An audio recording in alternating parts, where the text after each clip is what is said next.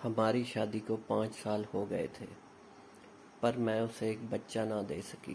روز لوگوں کے طعنے سنتی رہتی تھی۔ پھر ایک دن میں اپنے شوہر کے پاؤں میں بیٹھ گئی کہ پلیز وہ ایک اور شادی کر لے، پر وہ نہیں مان رہا تھا۔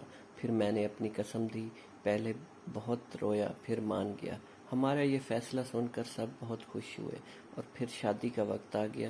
سب کو تیار کیا، دلہا بنایا، اور سب سے زیادہ خوش بھی میں تھی۔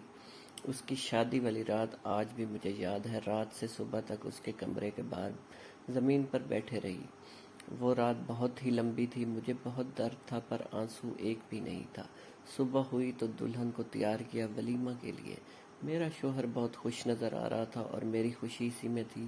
اصل کہانی تو شادی کے بعد شروع ہوئی۔ اس نے پورا 1 مہینہ مجھ سے بات نہیں کی، اور یہی چیز مجھے اندر سے کھا گئی، اور میں بیمار رہنے لگی۔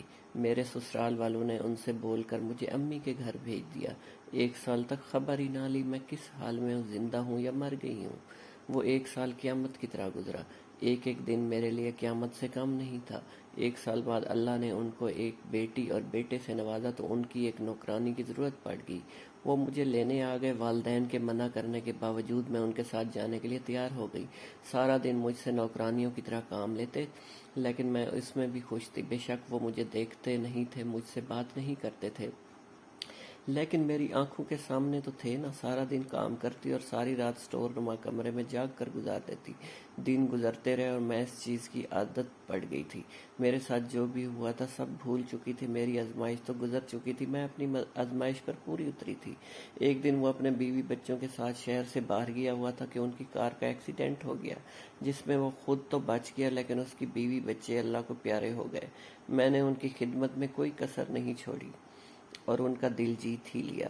جب وہ ٹھیک ہو گئے تو ایک دن انہوں نے تیسری شادی کا اظہار کیا۔